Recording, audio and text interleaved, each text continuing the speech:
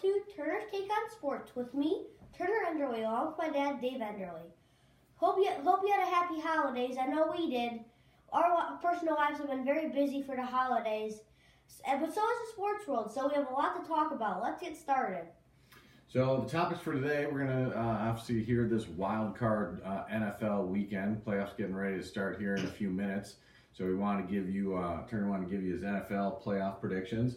In Chicago here, though, unfortunately, we're not talking about playoffs. We're talking about Bears coaching search. So Turner's going to give his take on that as well. And then ultimately, we wouldn't be a football weekend without talking about the national championship game and what your thoughts are on that. So the first topic, NFL playoffs. Playoffs getting ready to get started. Lots of excitement. A lot of teams have opportunities. What's your take? What do you look at when you look at the playoff matchups? So, starting in the AFC, Kansas City and Tennessee. I think Kansas City's going to win that because DeMarco Murray is basically most of the Tennessee offense, and Marcus Mariota threw more picks than touchdowns this year, and I think he's just going to make mistakes that are going to cost them the game. Jacksonville and Buffalo. I think Jacksonville's going to win that because Buffalo just too excited to be there, but not really down to reality about actually trying to play a game. And then in the NFC, New Orleans and Carolina. I know it's hard to beat a team 3 times in a row and go 3-0 and not play them more than once, like in basketball. But I do think that New Orleans is so good at home. I think they're going to win that. And then when Atlanta plays the LA Rams. LA Rams are young. Atlanta's experienced. Atlanta was the NFC champions from last year, but I just think the Rams are just more. The Falcons are not having a good year, but the Rams are. And I think they're young and energized under Sean McVay. And then that'll leave New Orleans and Philadelphia. And I think Philadelphia can't win with Nick Foles. He's not a very good quarterback. He's a backup. So I think New Orleans wins that, even though it's in Philadelphia. And when the Rams play Minnesota, I think Minnesota has it's going to be a very close game. But I just think the Rams are going to be able to outscore them, even with how good Minnesota's defense has been. When Kansas City plays New England in the AFC, Kansas City, I just think they're only going to get there because DeMarco Murray didn't play there. I don't think they really deserve to be there. So New England's going to be New England. And then when Pittsburgh plays Jacksonville has been a surprisingly good team this year with Blake Bortles as their quarterback. I just think Big Ben's going to throw a couple picks for the way Jacksonville's defense can ball hawk, but I think Pittsburgh's going to win a close game. And then that leaves New England and Pittsburgh. And in that game, if New England can beat Pittsburgh in Pittsburgh, they can beat them at home. So I think New England's going to win that game. And New Orleans and LA Rams, that's going to be a close game, but since I just go with home field advantage there, and that's the Rams. So the Rams against the Patriots in the Super Bowl. I have to go with the Rams there. Only because they're just more energized. The Patriots are just like, we're in a Super Bowl, and there's tension between Brady and Belichick. So I think the Rams are just going to be happy that they got this Patriots team over to some past Patriots teams that there has been. So Rams are Super Bowl champions this year, I think. It's a bold prediction. I kind of agree with you. There's definitely something strange going on in New England. Not sure what all that's all about, but that energy of that team, it's really been amazing what they've done in a turnaround. So it'll be a heck of an accomplishment for a team that's recently relocated.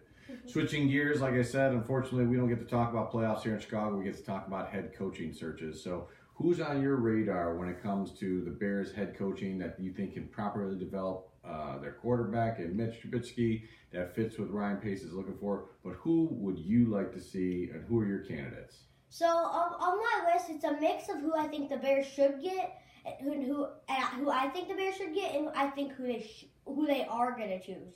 So first of all, there's Matt Nagy, Chiefs offensive coordinator. Most people say, including me at first, I thought that was a bad choice because the Chiefs are not that great of a team. But the Chiefs ended the season on a 4-game winning streak, and those are the only 4 games that Matt Nagy was calling the plays after Andy Reid gave him up. And then there is Josh McDaniels, Patriots offensive coordinator. But I think he's only good because if you have Tom Brady, he makes you good. Like a lot of those Patriots players, if you put him on another team like the Bears, not be the same. And then For the Minnesota Vikings, he's done pretty good this year too. Pat Shurmur, I think if he doesn't get a Bears job, he's gonna get a job somewhere after what he's done with second and third string running backs, Adam Thielen and Case Keenum. I mean, that's impressive. Josh McDaniels can do it with Tom Brady, but he can do it with those players who are some of them were undrafted. But if I had my pick, I would pick Matt Nagy because he has a special relationship with Mitch Trubisky.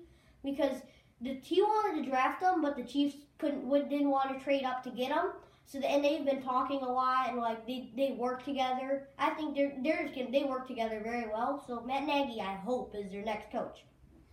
Matt Nagy would be a great choice, and yes, he definitely helped turn around Kansas City that struggled early in the year when he took over play calling. So it'll be interesting to see who they get.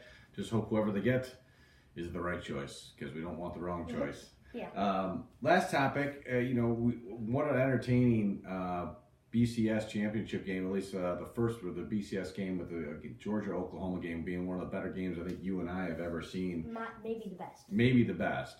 So now your national championship has unfolded, and it's going to be a SEC-only national championship game with Alabama taking on the Dogs and the University of Georgia. What are your thoughts on that game, and who do you see winning out? I think that will be a very, very close game. Alabama, they are very good, but I think Minkah Fitzpatrick went to the hospital, according to him, because of a kidney injury in that game. It's not serious, but I think he's their best defensive player. I think that's gonna hurt them. And Georgia has so much momentum after beating a very good Oklahoma team in a shootout in double overtime in the Rose Bowl. I mean, it's hard. If there wasn't a national championship game, that would be the most important game of the year, the Rose Bowl.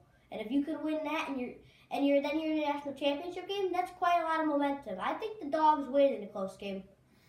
So you heard it here. The Dogs are going to win, make some of our dog friends out there pretty happy. But nonetheless, hope it's a good game. Hope it should be a close game, but hope it's a good game and it's been a really entertaining. So on behalf of Turner Enderle and myself, this has been yet another episode of Turner's Take. Thanks again for watching, and look forward to seeing you again soon.